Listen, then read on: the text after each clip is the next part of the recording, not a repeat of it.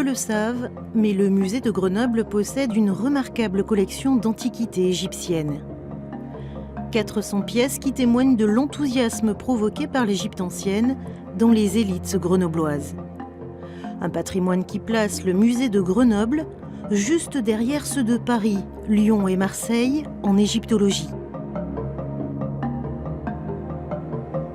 Entre Grenoble et l'Égypte, le trait d'union ne se limite pas aux frères Champollion.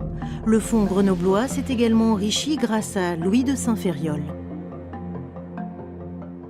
Le comte de Saint-Ferriol, Louis, était un passionné d'Égypte et dans les années 1840, il part en Égypte et il va rentrer avec des caisses entières d'œuvres et d'objets qu'il a achetés sur place et il installe tout ça dans son château d'Uriage, donc à côté de Grenoble. Et c'est après sa mort, son fils Gabriel qui va décider en 1916, donc vous voyez finalement assez tard dans cette histoire, de donner une partie de cette collection au musée de Grenoble.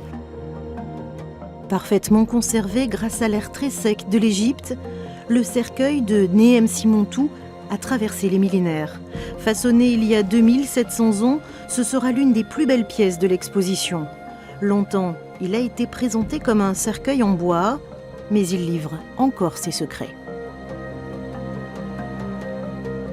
Vous avez remarqué que sur ce cercueil, entre guillemets, qui est un cartonnage, eh bien, le fond est dissocié. Et donc, on peut voir, si on s'approche, c'est que vous avez une sorte de feuilletage de l'épaisseur de cette masse. Et on voit bien qu'en fait, ce sont une sorte d'aggloméré de couches de tissu qui sont tenues donc, par un liant et qui forment donc la matière de ce cartonnage.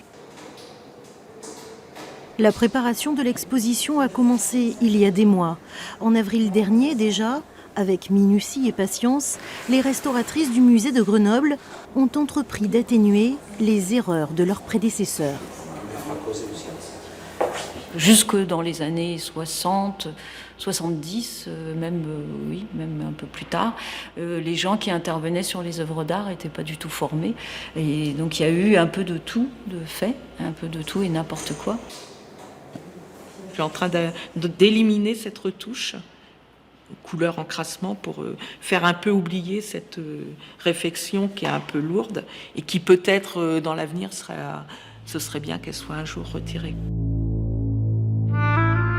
Comme le cercueil de Psamétique, une trentaine de pièces doivent quitter leur vitrine exiguë du sous-sol et faire partie de l'exposition.